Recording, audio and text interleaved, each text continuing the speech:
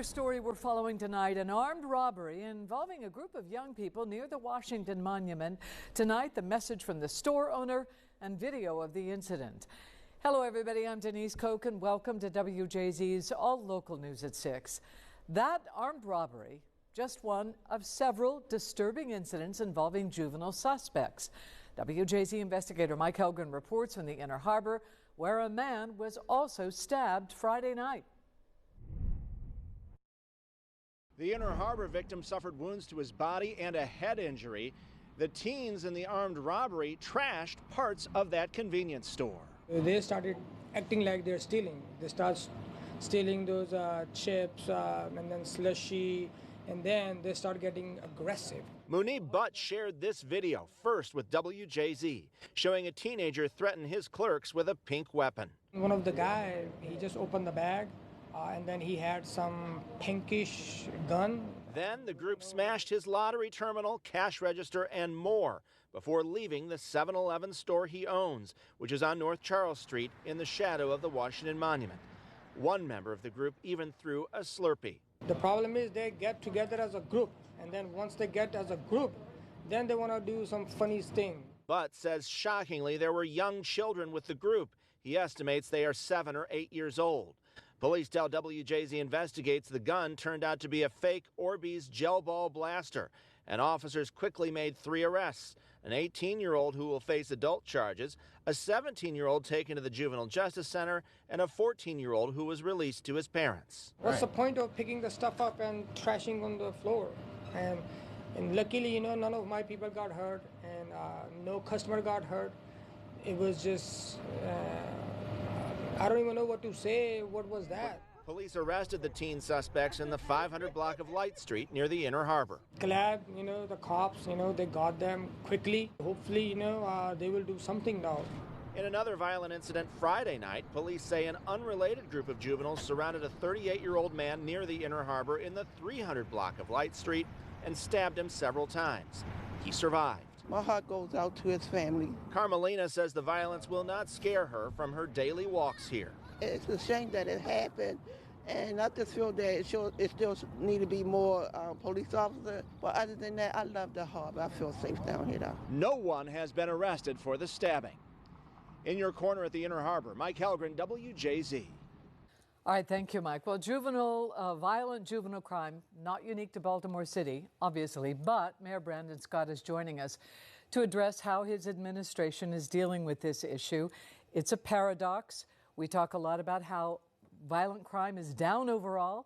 Even juvenile crime is down overall, but it's these repeat offenders, is it not, that are the problem? Well, listen, Denise, we know we talked about this a long time. Yes, it is repeat offenders. That's the frustration for me and the police commissioner and the state's attorney and so many other folks involved with criminal justice in the city. But I think we're still going to continue to have our police officers do their work. You guys just showcase some of that great work by saying they quickly arrested those individuals. And I know that our detectives will be working to solve that case with the stabbing as well. And we'll continue to attack this from our all hands on deck. We continue to have our youth engagement summer strategies with not just an increased police presence down at the harbor, but actually community groups that are down there engaging with these young folks. We're going to provide opportunities. We all know that we'll have pool parties and late night rec centers and all of these things. We just opened another new rec center last week, the second out of 6 new recreation centers that will open in the city this year alone. Denise, you've been here a long time. We've never seen that before happen in Baltimore City, but we also are going to have the accountability. And we know that this is not just about the police department. The police are going to be out there doing their work, making those arrests, but when we're consistently seeing the same young people over and over and over, and quite frankly, the same adults over and over and over again, that's what we need to have a discussion about the system. Everyone always asks me what I think about the juvenile system, and I'll say to you what I say to everybody. We have to build the system from the bottom up because the services for young people that are in DJS are not where they need to be. We cannot operate this system as if something that this cannot be, Denise, fixed by one piece of legislation in Annapolis. No, it has to be the police and the state's attorney and DJS working together. I think they do. They all work together. But I think this is the issue that we have here, right? The police, my job, my responsibility is to make sure the police are out there enforcing the law and making arrests when people commit crimes. They're doing that over and over and over again. The state's attorney and his folks, they're to prosecute. They are doing that. The issue that we're having here is that we're seeing the same people. It's not the responsibility of BPD. Once they've made that arrest and effectuated that, then they've handed it off to the state. What we're talking about is the juvenile system. We understand and know that data proves that you cannot treat children like adults. It doesn't work when you talk about the criminal justice system. And we have to have that balance. What I'm saying to you is that the system that we have today does not work, and we have to build a complete, I don't believe that anywhere in the United States we have a juvenile system that works the way it needs to work, and we need to build it from the bottom up. And that's my commitment to working with our partners from the state to do just that. Very quickly, a law just passed in Annapolis, the Youth Charging Reform Act, which basically is going to make it, will it not, some repeat offenders easier for them to escape being charged as adults. Well, I think that it's about what they're being charged for. I think that's the key for me. The high violent crimes, murder, those kind of things are something different. And we have to understand, I'll give you a perfect example. We have to understand that it's a difference between a young person that's getting in trouble from the first time and someone who's 16, 17 years old and they're consistently in trouble. And we have to have that balance, and we're gonna see how legislation pans out. But what I can only tell you from experience what I see. I see through our youth engagement so many young folks that may have been on the wrong side that we get back on the right track.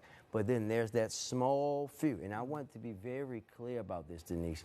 We're talking about, when you're talking about thousands of kids in the city, you're talking about a very small percentage of them that are the repeat offenders and the ones getting in trouble. By and large, our young people in Baltimore City are doing great things and living their lives the best way. I've been enjoying seeing how many of them are going to college and where they're going to be going. We need to talk about and tell that story every day too, just as much as we talk about these few. But we cannot allow that few to ruin it for the many, right? The few are the exception. The exception are those young people that keep getting in trouble week after week, month after month. The rule are the young people that are doing things the right way, and we have to highlight them as well. All right. Thank you very much for joining us, Mayor Brandon Scott.